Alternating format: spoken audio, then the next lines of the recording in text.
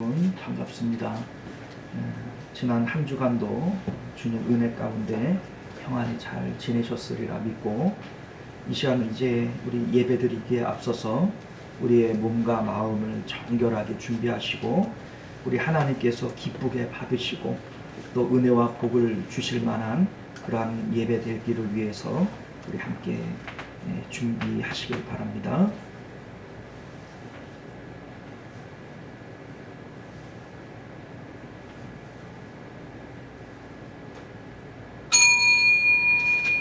지금으로부터 2022년 2월 13일 주일 오전 예배 우리 하나님 앞에 드리도록 하겠습니다. 다 같이 묵도하십니다.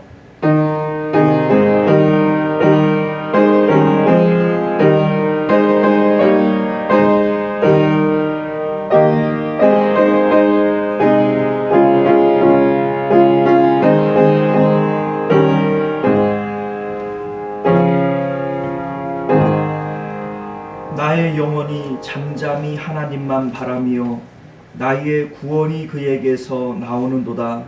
오직 그만이 나의 반석이시요 나의 구원이시요 나의 요새이시니 내가 크게 흔들리지 아니하리로다. 아멘. 존귀하시고 내려오신 우리 주 하나님, 하나님께서 우리의 구원이시고 요새이시고 또 우리의 반석이심을 믿습니다. 지난 한 주간도 주님의 은혜 가운데 저희들을 보호하시며 또 사랑으로 품어주셨다가 또 주님 품으로 나와 예배할 수 있도록 은혜를 주셨사오니 우리를 통하여 마땅히 받으셔야 할 그 찬양과 영광을 주님 홀로 받아 주시옵소서. 또한 예배하는 우리 모든 무리들 가운데 주의 성령을 부으시고 하나님 안에 있는 평강과 기쁨이 충만한 시간이 되도록 주의 성령께서 친히 역사하여 주옵소서. 거룩하신 우리 주 예수님 이름으로 간절히 기도드리옵나이다. 아멘. 자, 우리 다 같이 찬송가 8장 함께 찬양합니다.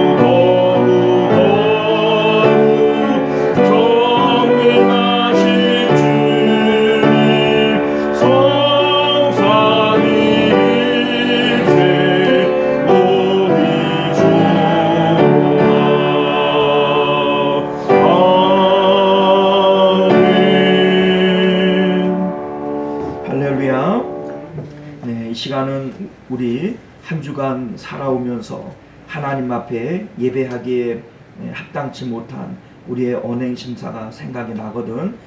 이제 참회의 기도로 정결한 마음 가지고 하나님을 예배할 수 있기를 바랍니다. 우리 다 같이 참회 기도 드리겠습니다.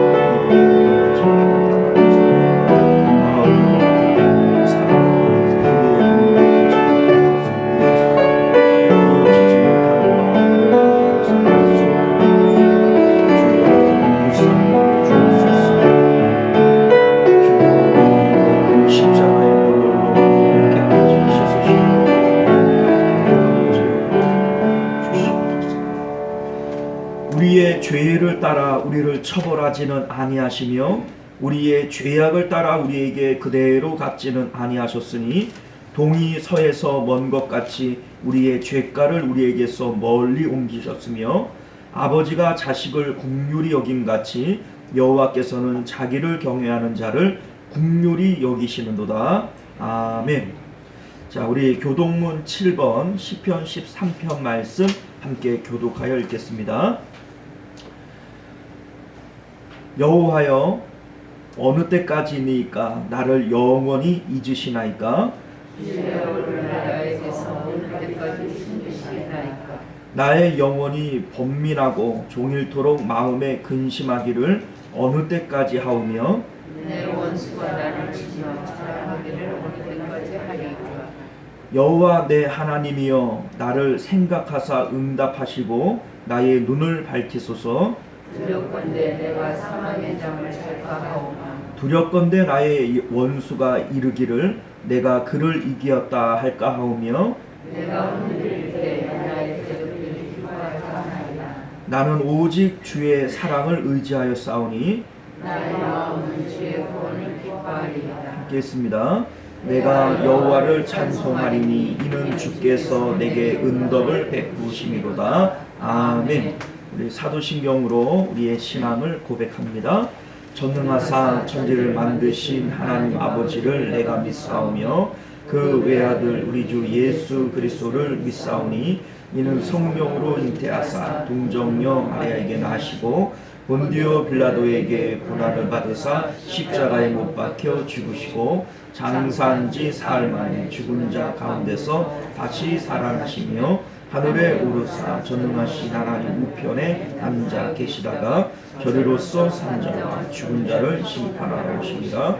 성령을 믿사오며 거룩한 공회와 성도가 서로 교통하는 것과 죄를 사하여 주시는 것과 몸이 다시 사는 것과 영원히 사는 것을 믿사옵나이다. 아멘. 자, 우리 찬송가 218장 함께 찬양합니다.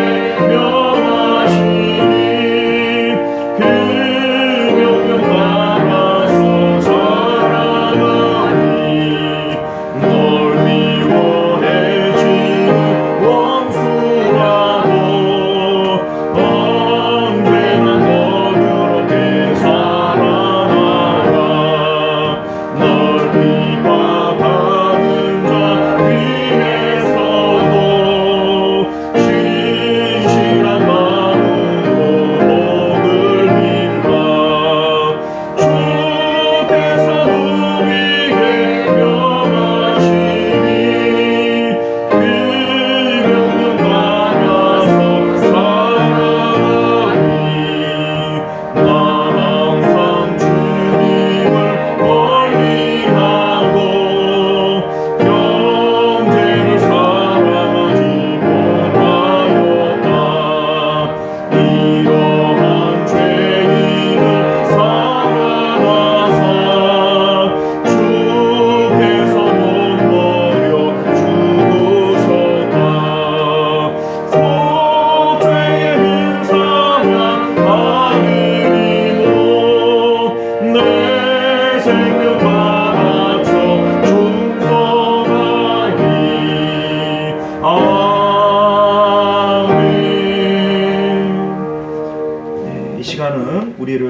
교회에서 홍은철 장로님 기도하시겠습니다.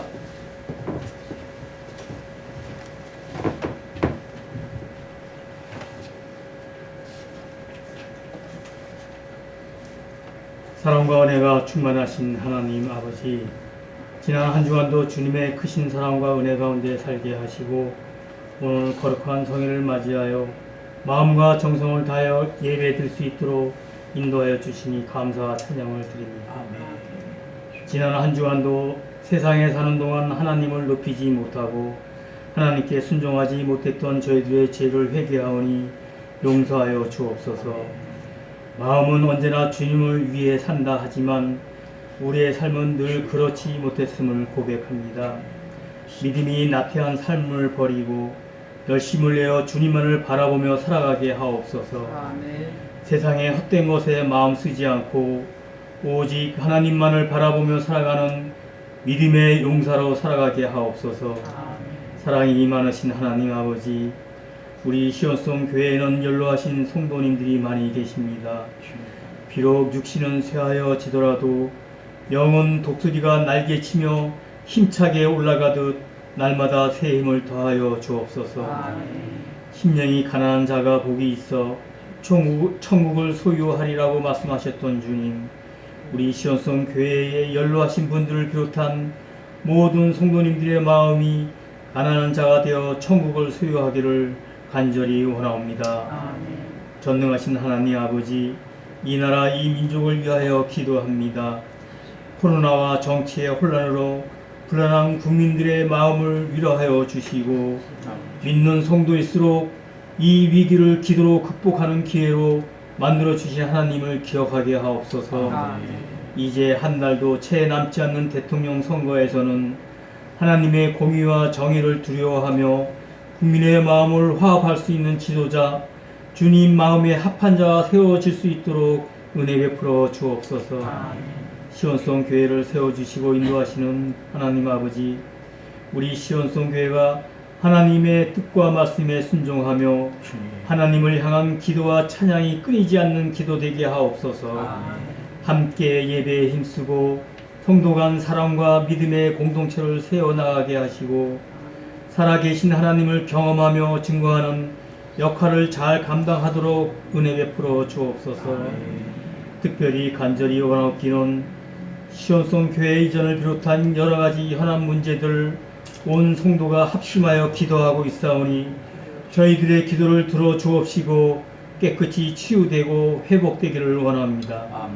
오늘도 단위에 세우신 담임 목사님에게 성령의 능력을 베풀어 주옵시고 영육간의 강건한 복으로 늘 충만하게 하셔서 우리 성도들을 푸른 초장과 실만한 물가로 인도하는 귀한 목사님으로 날마다 세워 주시옵소서. 목사님 가정도 주님의 몸된 교회와 성도를 위하여 온전히 사명 잘 감당할 수 있도록 지켜 주시옵소서. 이 시간 성전에서와 온라인으로 예배드리는 모든 성도들에게 은혜와 평강으로 함께하여 주시길 간절히 원하오며 이 모든 말씀 전능하신 우리 주 예수 그리스도의 이름으로 기도드리옵나이다. 아멘.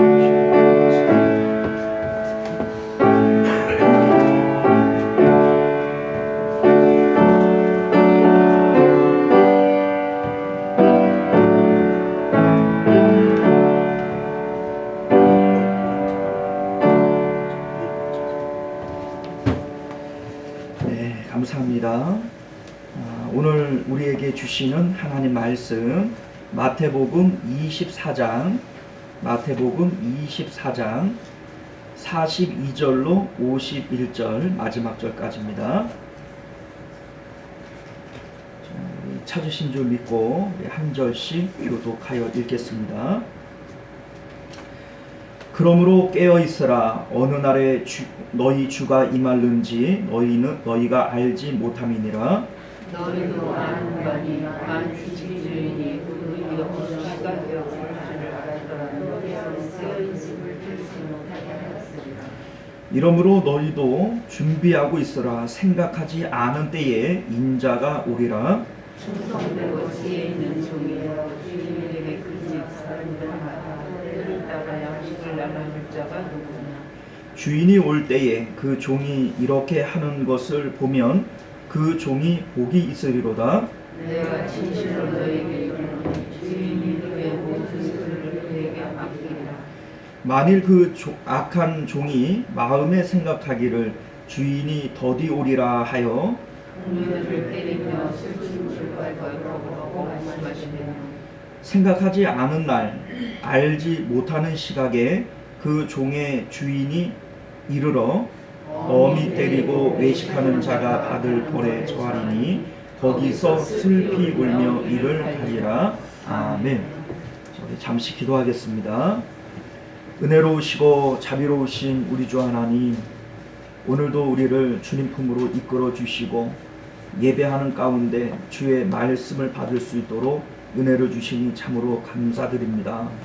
들을 귀 있는 자들은 들을지어다 주님 말씀하셨는데, 주님 우리 가운데 들을 귀 열어주옵시고 지혜를 더하여 주셔서 하나님의 말씀을 분별하며 그 뜻 가운데 세워진 주님의 말씀들 잘 지켜 행할 수 있는 저희들 되게 하여 주옵소서. 거룩하신 우리 주 예수님 이름으로 간절히 기도드리옵나이다. 아멘.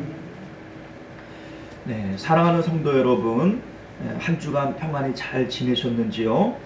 오늘도 하나님 전에 예배하러 모이신 여러분들을 주님 이름으로 환영하고 축복하며 또한 예배를 통해서 우리 하나님께서 평강과 기쁨을 충만히 주실 줄 믿습니다.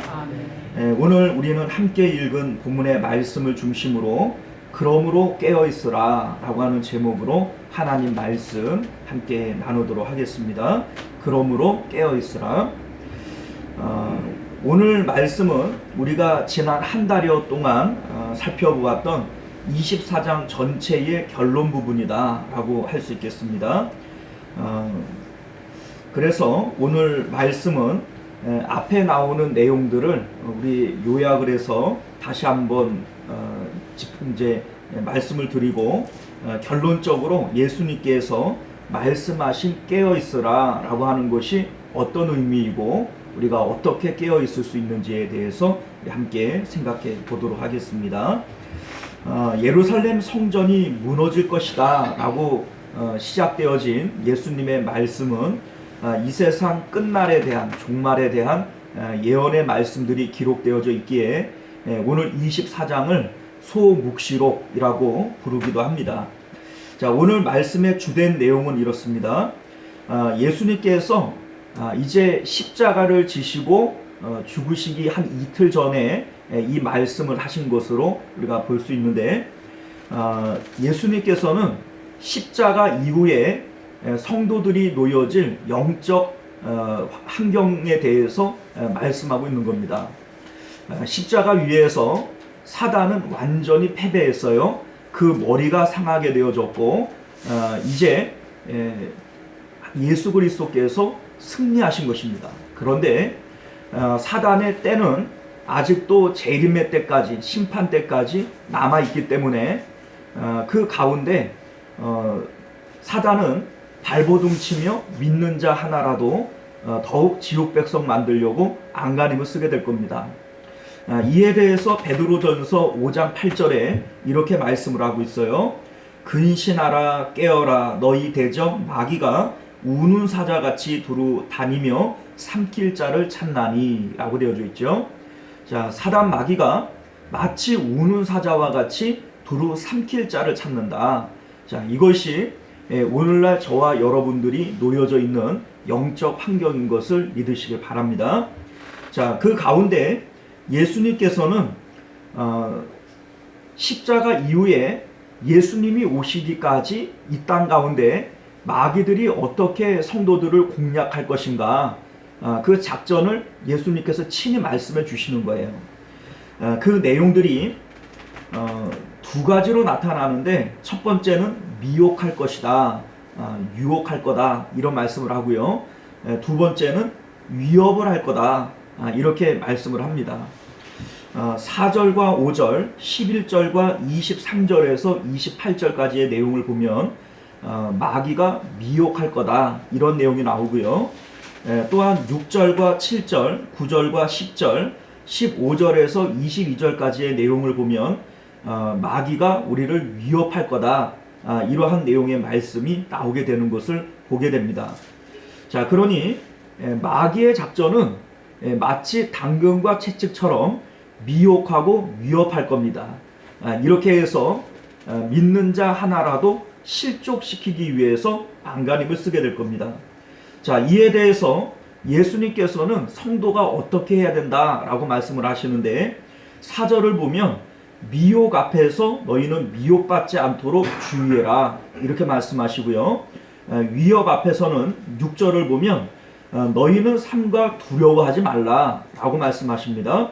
자, 그리고 이 말씀의 결론 부분인 13절과 14절에서 끝까지 견디는 자들은 구원을 받을 것이다 라고 말씀하시고, 14절은요, 복음이 전파되어야 끝이 오겠다, 그러니 너희는 복음을 전파하라, 이러한 내용의 말씀이 이어지게 되는 겁니다.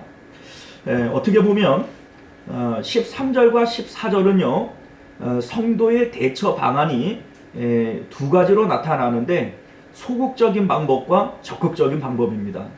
자, 소극적인 방법으로는 끝까지 견디는 자가 구원을 받는다, 그러니 너희들은 인내하고 견뎌라. 자, 이것이 13절의 말씀이라면, 적극적인 방법은 뭡니까? 복음을 전파하는 겁니다.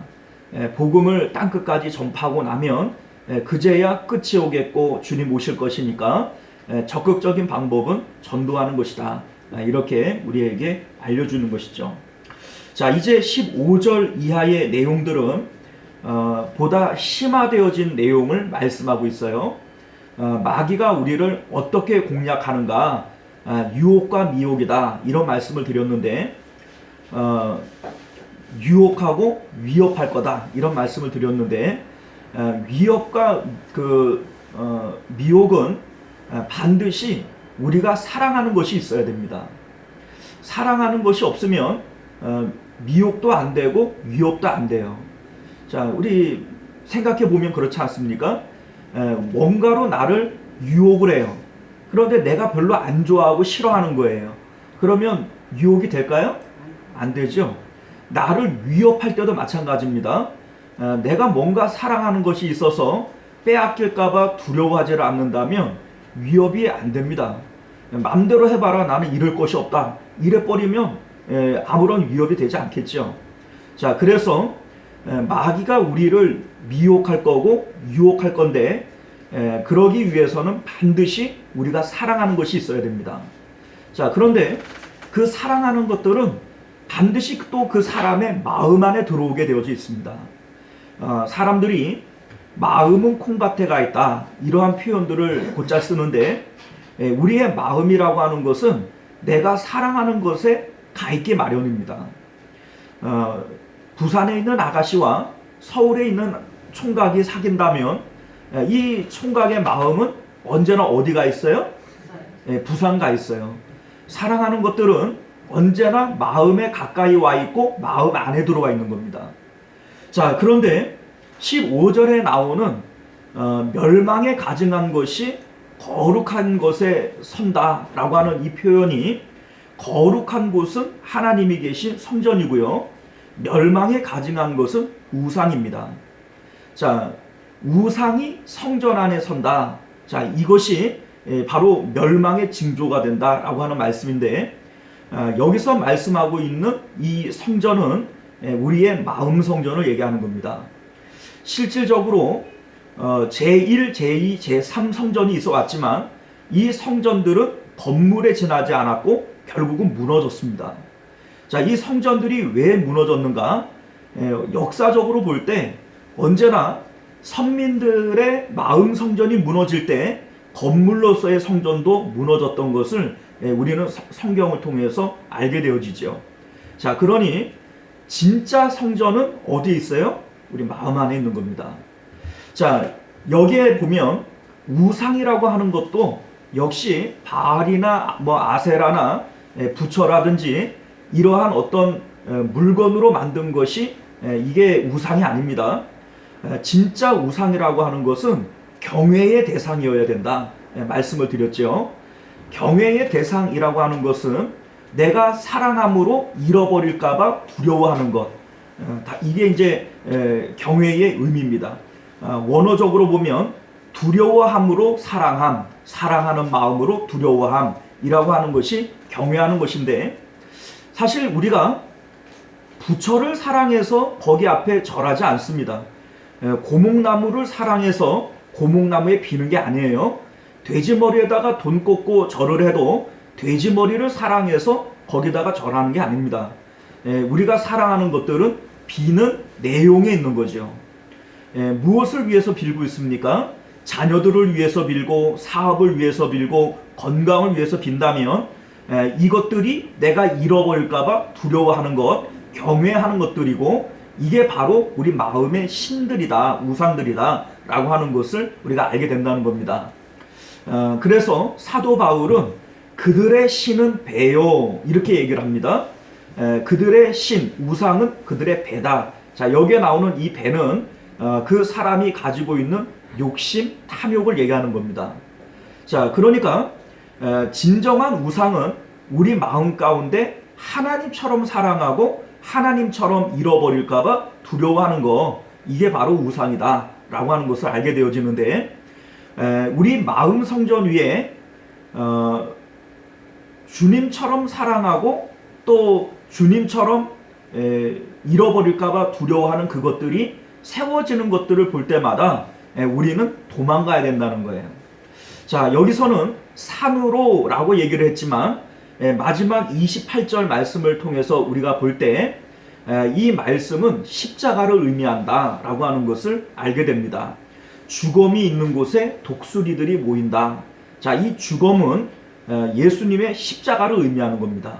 자, 그리고 그리로 독수리들이 모인다 라고 하는 것은 하나님의 선민들, 성도들이 그리로 모여들게 될 것이다 라고 하는 것을 말씀하고 있는 것이죠. 우리 마음 가운데 하나님처럼 사랑하는 이러한 것들이 우리 안에 들어오게 될 때 우리는 인정사정 보지 말고 도망가야 된다 라고 성경이 말씀하는 겁니다. 왜냐하면 이것이 멸망의 징조이기 때문이다 라고 하는 것이죠. 마치 롯이 소돔에서 도망을 갈 때 그의 아내가 미련을 가지고 뒤돌아보다가 소금기둥이 되어진 것처럼 우리 마음 가운데 멸망에 가증한 것들이 세워질 때에 미련을 가지고 뒤를 돌아보는 것은 이것은 그 롯의 아내와 같이 이게 참 어리석은 일이다 라고 하는 것을 예수님 말씀하시는 줄 믿으시길 바랍니다.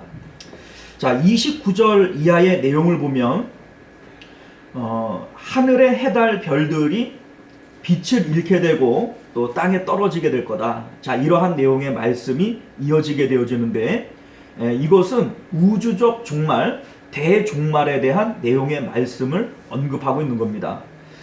실질적으로 예수 그리스도께서 재림하시는 그날에 하늘이 두루마리처럼 말리고 또 모든 물질이 연기처럼 풀어 없어지게 될 겁니다. 베드로 사도도 또 요한 사도도 계시록 가운데 그렇게 말씀하고 있지요. 자, 이 일들은 역사적으로 분명히 일어날 줄 우리는 믿습니다.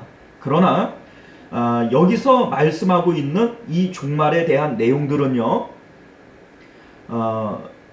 대종말적인 내용만을 언급하는 것이 아니라 개인적인 종말의 내용들도 함께 언급하고 있는 것이다 라고 하는 것을 여러분들은 깨달으셔야 돼요.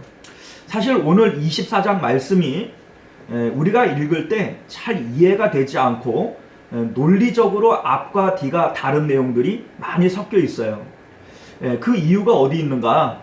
자, 이 말씀은 역사적으로 실현되어 됐고 또 실현되어질 내용들도 가지고 있지만 모든 시대와 장소를 불문하고 모든 성도들에게 적용되어질 그러한 영적인 메시지들도 함께 내포하고 있기 때문입니다. 사실 이 말씀이 과거에 일어났고 또 미래에 일어날 일들만 말씀하고 있다면 이 말씀은 오늘날 우리들에게는 별로 관계가 없는 말씀이 될 겁니다. 그러나 하나님의 말씀은 어느 시대 어느 누가 읽어도 그 말씀은 내 말씀으로 되어져야 돼요. 그래야 하나님 말씀입니다. 만약에 이 말씀이 어느 시대 누구에게만 한 말씀이다 라고 얘기할 것 같으면 이것은 성경이 될 수 없습니다. 왜냐하면 내 말씀이 아니거든요. 자, 그러니 성경의 바른 해석은 어느 시대 어느 누가 읽어도 이것은 우리에게 주시는 말씀이어야만 됩니다. 자, 그렇기 때문에 이 내용의 말씀들이 역사적으로 일어났고 일어날 내용들을 말씀하고 있는 것도 사실이지만 그 모든 시대와 장소를 불문하고 그들에게 주시는 영적인 상황들에 대해서도 말씀하고 있다라고 하는 것을 우리는 깨닫게 되어지는 것이죠. 먼저 개인적 종말이다 라고 하는 말의 의미에 대해서 우리가 좀 설명을 해야 되는데, 역사적으로 실질적으로 일어나는 대우주적 종말, 하늘의 해와 달과 별들이 빛을 잃게 될 것이다, 떨어지게 될 것이다. 자, 이 내용이 실질적으로 그럴 수밖에 없는 이유가 있어요. 자, 왜 그러냐면 이 땅 가운데 필요 없이 만들어진 것은 없습니다. 하나님의 6일 창조 가운데 필요 없이 만들어진 게 없거든요. 그런데 예수님께서 재림하시는 날에는 이 모든 것들이 쓸데 없어지기 때문에 사라지는 겁니다. 해달 별들은 우리 세상 가운데 두 가지 기능을 가져요. 첫 번째는 우리의 시간과 공간을 규정하는 것이 해달별입니다. 자, 우리 과학을 배우신 분들은 잘 아시겠습니다만 태양으로부터 어느 정도의 거리가 떨어짐으로써 지구의 생명체들이 생겨날 수 있게 되어졌죠. 좋은 이제 살 수 있는 환경이 만들어진 거예요. 또한 달의 운행을 통해서 육지가 만들어집니다. 민물, 썰물 이러한 것들이 달과의 거리, 지구와 달과의 거리를 통해서 만들어지는 거죠. 또한 하루, 한 달, 1년 이러한 것들이 해달 별에 의해서 만들어집니다. 자, 다시 말해서 시간과 공간이 해달 별에 의해서 만들어지는 거예요. 그런데 예수님께서 가지고 오시는 하나님 나라는 새 하늘과 새 땅은 영원한 나라고 시간과 공간이 없는 나라예요. 그러니 새 하늘과 새 땅이 이 땅에 임하게 되어질 때 시간과 공간을 제한하는 해달 별들은 더 이상 쓸데 없어져 버리는 거예요. 또한 이 해달 별은 광원으로서 우리에게 기능을 합니다. 빛이죠. 자, 이 빛이 있음으로써 사람들은 활동하고 또 살아갈 수가 있죠. 그런데 예수님께서 오실 때에는 하나님과 어린 양이 친히 빛이 되어진다고 했어요. 계시록 21장 23절을 보면 그 성은 해나 달이 비침이 쓸데없으니, 자, 쓸데없대요. 이는 하나님의 영광이 비치고 어린 양이 그 등불이 되심이라. 자, 하나님과 예수님께서 친히 빛이 되어지시기 때문에 더 이상 해달별의 빛이 필요 없게 됐다, 이 말씀이죠. 자, 그러니 대종말 때에는 이 땅의 근간을 이루고 기초를 이루는 해달별, 또 이 땅의 땅과 하늘 이러한 것들이 다 없어져 버리고 마는 겁니다. 왜냐하면 더 이상 쓸데없기 때문이라는 거예요. 용도 폐기되어지는 겁니다. 자, 이것이 바로 우주적 종말, 대종말, 이것을 말씀하는 것이라면 개인적 종말, 소종말이라고 하는 것은 뭔가, 이 세상의 모든 것들이 정말로 쓸데 없어지는 그날이 오기 전에 우리 개인적으로도 이 세상의 모든 것들이 쓸데없게 느껴지는 때가 온다, 이거예요. 사실 말씀을 보면요, 28절 이하의 말씀을 보면 대우주적 종말을 얘기를 한단 말이에요. 그래서 하늘에 해달 별이 없어지고 창세 이후로 이러한 재난이 전에도 후에도 없을 만큼 이러한 큰 일들이 일어나게 돼요. 그런데 또 뒤를 보게 되면 밭을 갈다가 한 사람은 데려감을 당하고 한 사람은 남겨지고, 또 맷돌을 갈다가 한 사람은 뭐 올라가고 한 사람은 남겨지고. 여러분들, 예수님께서 공중 재림하는 것을 보는데 누가 거기서 밭을 갈고 맷돌질을 하겠어요, 그죠? 이게 말이 안 되는 거예요, 사실은. 그런데 왜 이러한 내용들이 뒤섞여 있는가? 개인적 종말에 대한 내용을 말씀하고 싶은 거예요. 자, 우리 앞절에서 이러한 내용의 말씀을 하는 것을 보게 됩니다.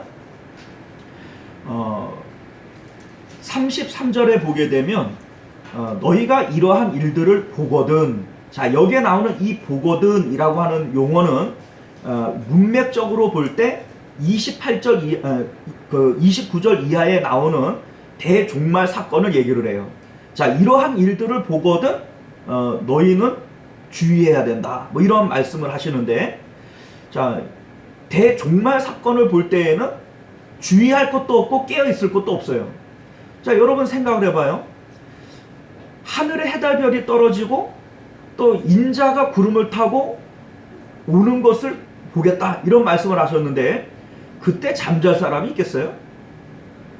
그때 뭔가 깨어있지 않을 사람이 있겠습니까? 이게 사실은 이게 말이 안 되는 내용들이에요. 그러니까 왜 이런 말씀이 나오는가? 자, 여기서 예수님께서 말씀하시는 것은 앞에 나오는 15절에 나오는 보거든이라고 하는 것을 수식하는 내용입니다. 자, 그러니까 15절에 나오는 보거든과 33절에 나오는 이 보거든은 이게 문맥을 결정지을 수 있는 핵심 용어예요. 다시 말해서 우리의 마음 가운데, 마음 성전에 멸망에 가증한 것이 선 것을 볼 때에 우리는 십자가로 도망가야 돼요.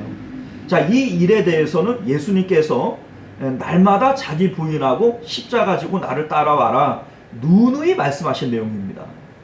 자, 그런데 이 말씀에 순종해서 우리 마음 가운데 주님처럼 사랑하는 것들이 생겨질 때마다 내 아버지나 어머니나 아들이나 딸이나 전토나 나보다 더 사랑하는 자는 내게 합당하지 않다, 주님 말씀처럼 그러한 것들을 주님보다 더 사랑하는 마음이 생길 때마다 마치 멸망을 목격하는 것처럼 십자가로 도망가고 십자가로 도망가는 사람들에게는 하나님께서 어느 순간인가 눈을 열어주세요. 어느 순간인가 그 마음 가운데 어떤 효과가 일어납니다. 자, 이 효과가 어떤 효과들인가? 첫 번째는 우리 마음이 세상 가운데 마치 아스팔트의 껌딱지처럼 쫙 달라붙어 있어요. 떼려고 해도 떼어지지 않습니다. 그런데 주님 말씀처럼 십자가로 피하고 이렇게 늘 십자가로 도망가는 사람들에게는 어느 순간인가 세상과 우리의 마음이 떨어지게 되어져요. 그래서 마치 물과 기름처럼 세상과 내가 분리되어집니다. 세상과 나는 간 곳 없고 구속한 주만 보이도다. 자, 이 말씀의 내용들을, 이 찬송가의 내용이 우리 마음 가운데 이루어지는 것이죠. 또한 그렇게 된 사람들의 마음은 드디어 그 마음이 가벼워지고 하나님 나라로 그 마음이 올라갑니다. 자, 우리 마음이 하나님 나라에 올라가야 돼요. 자, 예수님을 따라서 우리 마음이 하늘로 올라가질 않으면 하늘에 계시는 아버지를 만날 수 없어요. 아무든지 나를 통하지 않고서는 아버지께로 올 자가 없느니라, 이렇게 말씀을 하셨는데, 십자가를 통해서, 십자가의 예수님을 통해서 그 마음이 죽지 않는 자들은 결코 그 마음이 하나님께로 올라갈 수 없어요. 그런데 예수님의 말씀처럼 멸망에 가증한 것들이 우리 마음 가운데 들어올 때마다 십자가를 통하여 도망가는 사람들은 어느 순간인가 그 마음이 세상과 분리되어지고 그 마음이 가벼워져서 하늘로 올라가게 되어져 있다는 거예요. 자, 세 번째는 내 마음 가운데 하나님의 주권이 이루어집니다. 자, 천국이라고 하는 곳은 어떤 장소적 개념이 아닙니다.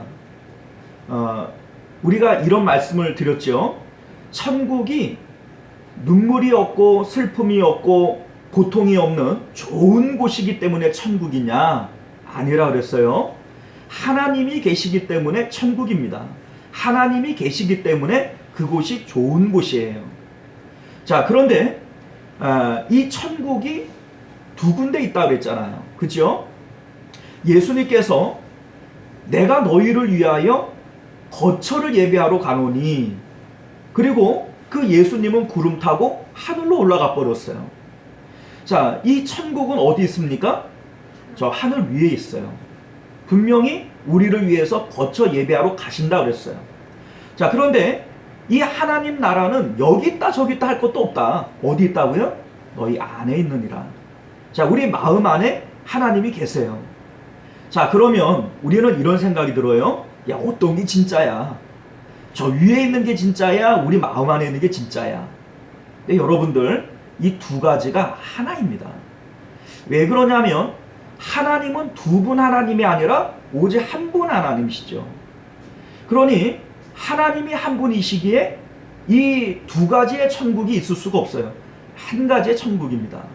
다시 말해서 우리 마음 안에 하나님이 들어오시고 마음 천국이 이루어져야 저 위에 하나님 나라 천국에도 들어간다는 얘기입니다. 자, 십자가로 우리의 마음이 피하는 자들 가운데 어떤 일들이 일어나는가? 세상과 붙어있는 그 마음이 물과 기름처럼 분리되어지고 우리 마음은 가벼워져서 하늘로 올라갑니다. 그리고 우리 마음 가운데에는 하나님 나라가 이루어져요. 마음에 하나님의 주권이 이루어집니다. 자, 그래서 하나님께서 내 몸을 마치 장갑처럼 끼시고 하나님의 일들을 행하여 가시는 거예요. 사도 바울이 이제 내가 사는 것은 내가 사는 것 아니고 내 안에 계시는 예수 그리스도께서 사시는 것이다 라고 말씀하신 것이 바로 이것을 두고 하신 것입니다. 자, 예수님께서 이제 이 모든 말씀을 하시고 난 다음에 오늘 말씀에 보게 되면 42절에 그러므로 깨어있어라 이렇게 말씀하시죠. 자, 여러분들, 앞에 나오는 내용들은요, 십자가 이후에 성도들이 놓여져 있는 영적인 상황에 대해서 말씀하신 거예요. 마귀는 십자가에서 분명히 머리가 깨지고 패배했음에도 불구하고 너희들 가만히 두려고 하지 않을 거다. 언제나 너희들을 유혹하고 위협할 거다.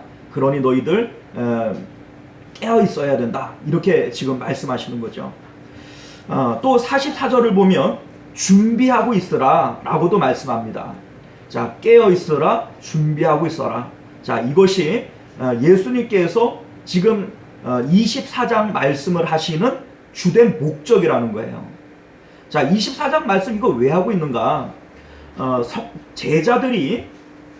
제자들이 성전을 보면서 이런 얘기를 해요. 야, 성전 너무 아름답지 않습니까? 대담하지 않습니까? 그런데 이 말 속에는 제자들이 지금 눈으로 보는, 육신의 눈으로 보는 이러한 현상 가운데 붙들려 있는 거예요. 이 예수님께서는 그 제자들에게 보이지 않는 세계에 대한 내용들을 지금 말씀하고 있는 겁니다.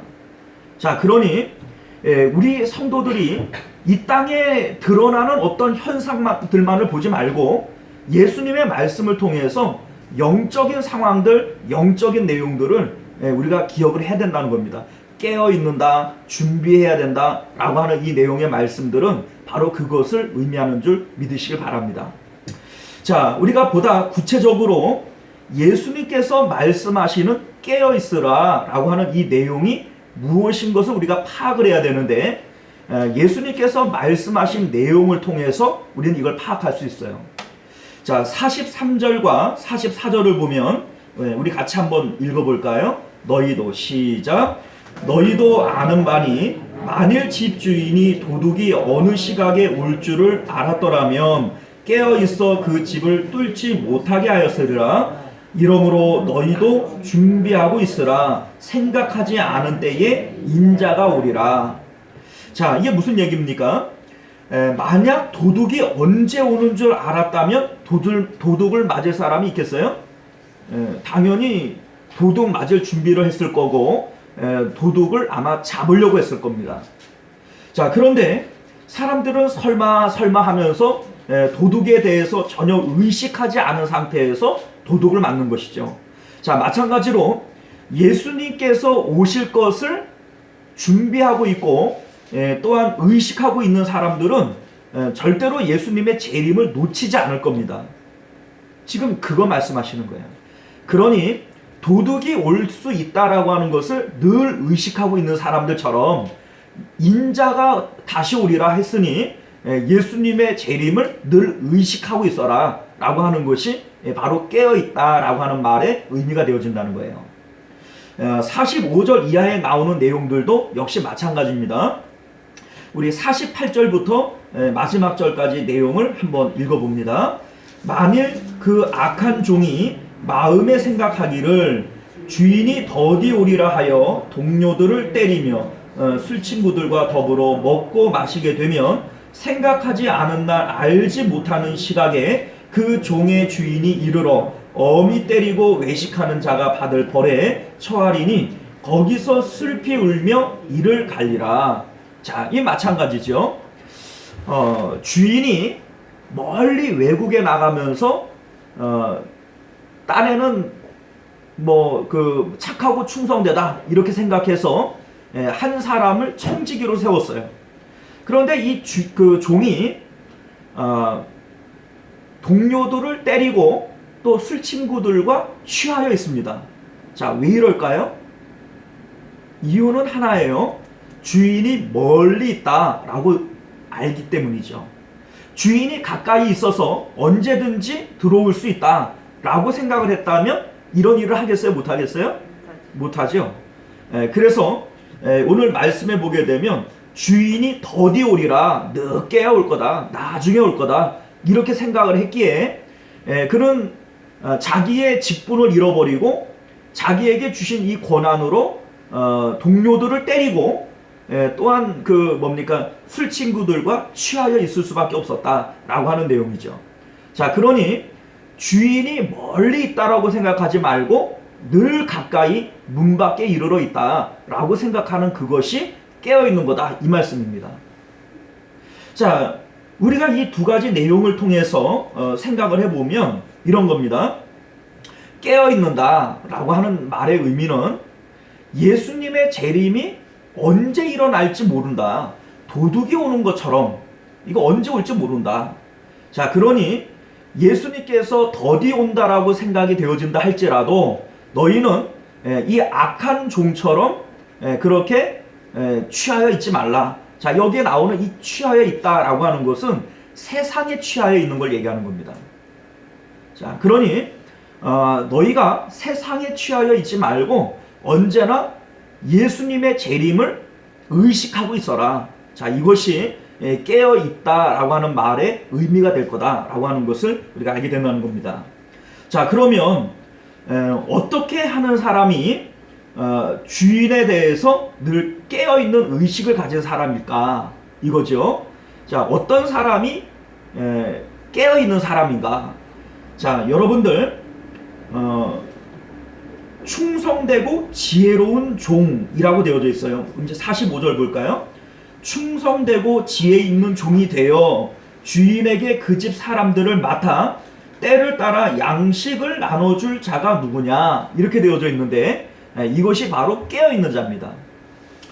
자, 충성되다. 자, 여러분들이 충성된 게 뭘까요, 여러분? 충성된 거.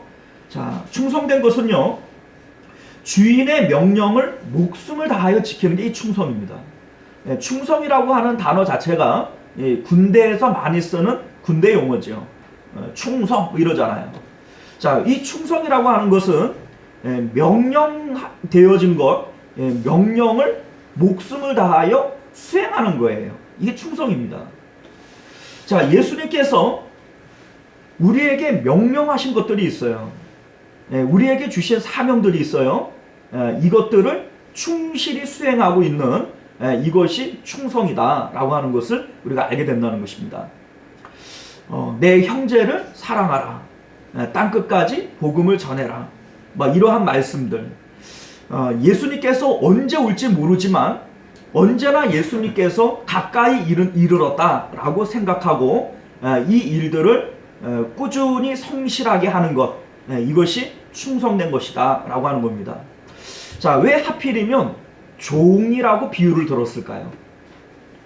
뭐 다른 거 얼마든지 있잖아요. 뭐 자녀라고 해도 되고, 뭐 그의 백성 이렇게 얘기를 해도 될 텐데 왜 하필이면 충성되고 지혜로운 종이다 이렇게 종의 비유를 했을까요? 이 종이라고 하는 것은 근본적으로 뭔가 일을 하는 존재고 근면해야 되고 성실해야 되는 존재입니다. 자, 성도들은 근본적으로 주님 모실 그때까지 일해야 되는 존재다. 이것을 우리는 기억해야 될 것입니다. 자, 두 번째, 지혜로운 종은 어떤 종일까? 자, 지혜로운 종은요, 첫 번째, 자기의 위치를 아는 것이 이게 지혜입니다.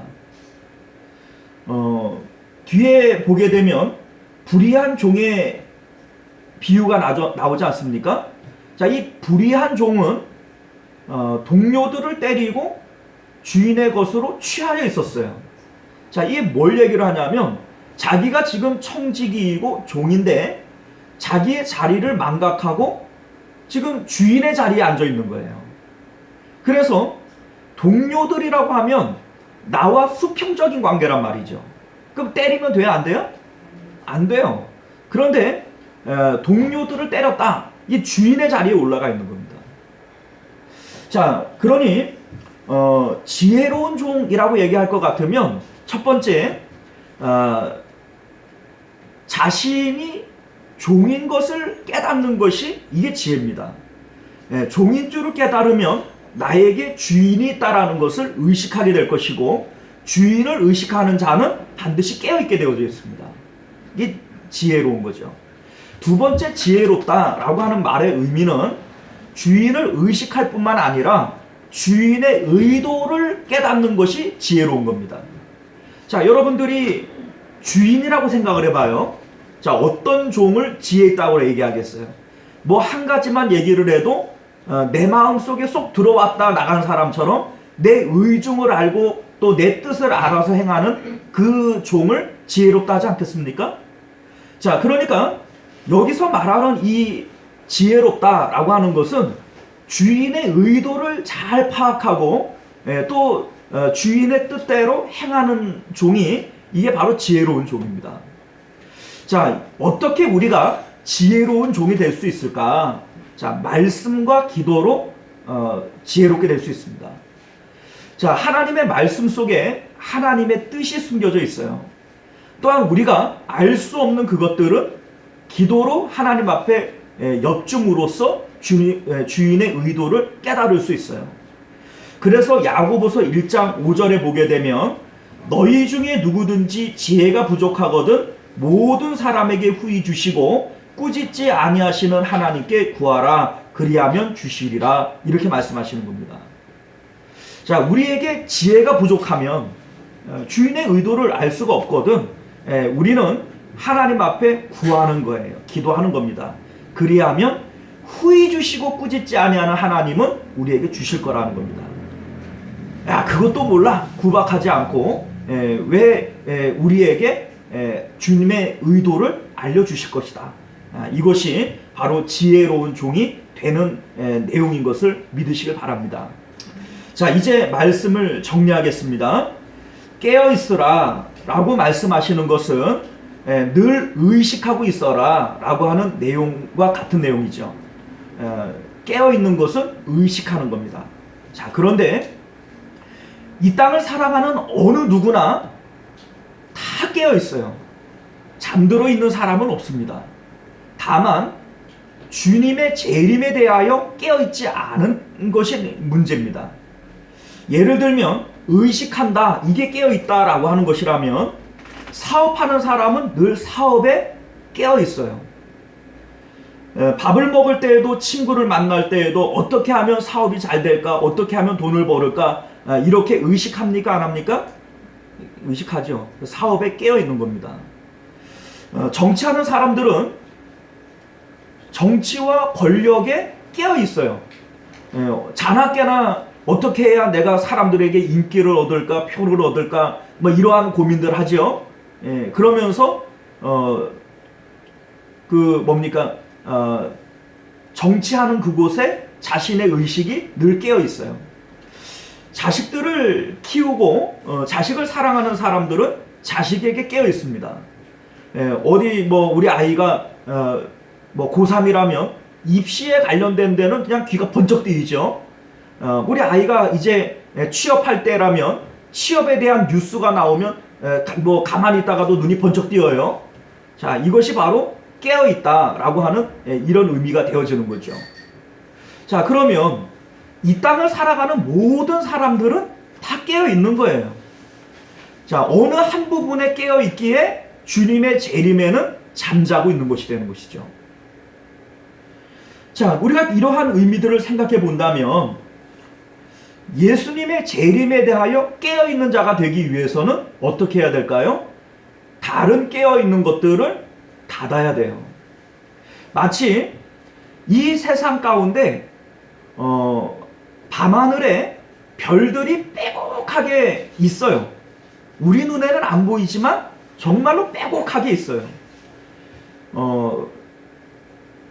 몽골이라든지 뭐 동남아에 아직 개발이 덜 된 이러한 곳들을 여행을 하게 되면 밤하늘에 그 별들이 정말로 빼곡한 것들을 지금도 목격하게 됩니다. 자, 그런데 오늘날 서울의 하늘 위에는 별들이 몇 개 안 보여요. 자, 이유가 뭘까요? 인공의 빛들이 너무나 많아서 그래요. 네온 사인들이 너무나도 밝고 인공의 빛들이 너무나도 많아서 하늘에 있는 빛들이 하나도 안 보입니다. 오늘날 우리들에게도 마찬가지예요. 예수님의 재림에 대하여 깨어있기 위해서는 세상에 대해서는 눈을 감아야 되고 잠들어야 됩니다. 예수님께서 우리에게 십자가를 주신 목적이 바로 이겁니다. 우리가 세상에 대하여 깨어 살아가는 그것이 하나님 앞에 죄가 됩니다. 하나님만 담아야 할 우리의 마음 성전에 다른 것들을 끼워 넣고 그것을 섬기고 살아가는 그것이 하나님 앞에 멸망에 가증한 것이고 심판의 이유가 되는 겁니다. 그런데 필연적으로 육신을 가지고 살아가는 우리들은 세상과 분리되어질 수 없어요. 세상에 대하여 잠들어 있을 수가 없습니다. 그래서 예수님께서 우리에게 십자가 주신 것을 믿으시길 바랍니다. 십자가는 우리가 배불리 먹고 평안히 살라고 주신 게 아니에요. 세상에 대하여 죽으라고 우리에게 주신 것인 줄 믿으시길 바랍니다. 이 십자가가 구원이에요. 이 십자가 외에는 구원할 수 있는 다른 방법이 없어요. 그래서 예수님이 십자가 진 겁니다. 사도 바울이 내가 십자가 외에는 자랑할 것이 없다 라고 말하는 이유도 바로 여기 있습니다. 오늘날 저와 여러분들이 십자가를 통해서 세상에 대하여 죽고 그래야만 주님에 대해서 깨어있을 수 있습니다. 아멘. 우리가 오늘 이 말씀을 통해서 십자가 져라 십자가 져라 저거 더 이상 듣기도 신물난다. 여러분들 아닙니다. 오직 십자가 외에는 여러분들이 구원 얻을 방법이 없어요. 그래서 사도 바울은 십자가 외에는 자랑하지 않겠다 했어요. 이 십자가를 저와 여러분들의 자랑 삼고 오늘도 사랑하며 섬길 수 있는 저와 여러분들 되시길 바랍니다. 기도하겠습니다. 존귀하시고 은혜로우신 우리 주 하나님 감사합니다. 오늘 우리가 24장 전체의 말씀을 가지고 예수님께서 우리에게 말씀하신 의도들을 다시 한번 생각해 보았습니다. 그러므로 너희는 깨어 있어라, 깨어 준비하라 우리에게 말씀하십니다. 우리 주님 언제 오실런지 우리는 알 수 없습니다. 마치 도둑이 임하는 것처럼 노아의 때 그 홍수가 임하는 것처럼 우리 주님의 재림이 그렇게 우리 가운데 임하게 될 겁니다. 우리 하나님 그때를 준비하여 언제나 예수님 우리 문 밖에 이르는 것을 의식하며 그렇게 준비하고 살아갈 수 있는 저희들 되게 하여 주시옵소서. 거룩하신 우리 주 예수님 이름으로 간절히 기도드리옵나이다. 아멘. 우리 찬송가 50장 1절 찬양 드리시면서 우리 준비한 예물 하나님 앞에 봉헌하도록 하겠습니다.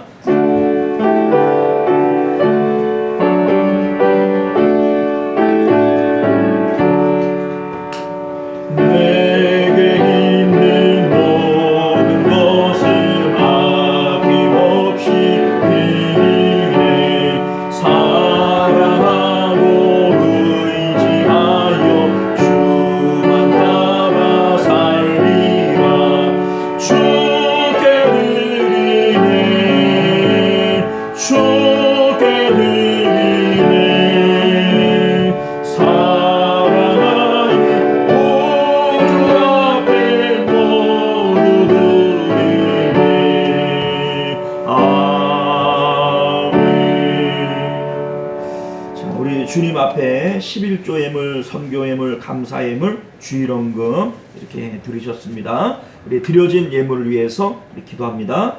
존귀하시고 은혜로우신 우리 주 하나님, 오늘도 주님 앞에 나올 때 드릴 것이 있도록 은혜를 주신 것 감사드립니다. 우리 하나님, 우리의 마음과 정성을 따라 주님 앞에 예물 드려 싸우니 이 예물 주님 기쁘게 받아 주옵시고 또 우리의 심령과 믿음을 따라 은혜와 복들을 그 삶 가운데 채워 주시옵소서. 우리 주님께서 시험하여 보라 말씀하신 것처럼 하나님, 이 예물은 반드시 하나님 앞에 가품이 있는 예물이 될 줄 믿습니다. 우리 하나님, 마음의 소원들, 기도의 제목들이 주님 앞에 상달되게 하여 주옵시며 하나님 앞에 드리고 줄이고 목마른 일들이 없도록 주님께서 그 삶 가운데 더 큰 것, 더 좋은 것들로 채워 주시옵소서. 오늘도 주님 앞에 예물을 드리고 싶은 마음은 있지만 믿음이 없고 또 물질이 없어서 주님 앞에 드리지 못한 심령들도 있습니다. 우리 하나님께서 더 큰 믿음과 물질들을 허락하여 주셔서 하나님 앞에 마음껏 드리고 넉넉히 드려도 남음이 있고 족함이 있는 그러한 삶이 되어지도록 축복하여 주시옵소서. 거룩하신 우리 주 예수님 이름으로 간절히 기도드리옵나이다. 아멘. 자, 우리 주보를 참조하셔서 교회 소식 전해드립니다. 자, 2022년도는 더욱 하나님을 마음의 중심으로 삼고 가정과 교회를 세워 가시는 저와 여러분들이 되시기를 바랍니다. 코로나로 인해서 위축된 우리의 믿음이 예배를 통해서 회복되어질 수 있기를 바랍니다. 주일 오전 예배 9시와 11시, 수요 예배 7시 30분, 금요 기도회 8시, 새벽 예배는 월요일부터 금요일까지 5시 이렇게 되어집니다. 다음 주일은 정재철 목사님을 초청해서 우리가 말씀을 받는 그러한 시간이 됩니다. 여러분들 사모하는 마음으로 기도로 준비하시고 또 큰 은혜 받으시기를 부탁드립니다. 주일 기도 순서 주보를 참조해 주시기를 바라겠고요. 합심기도 제목 주보에 나와 있는 대로 기도하실 때마다 함께 기도해 주시기를 바랍니다. 성경 통독 달성자들 명단 주보 확인하시고 또 구체적인 기도의 요청들 있으실 때 말씀해 주시면 함께 힘껏 기도해 드리도록 그렇게 하겠습니다. 자, 우리 찬송가 175장 우리 함께 찬양하시고 축도로 예배를 마칩니다.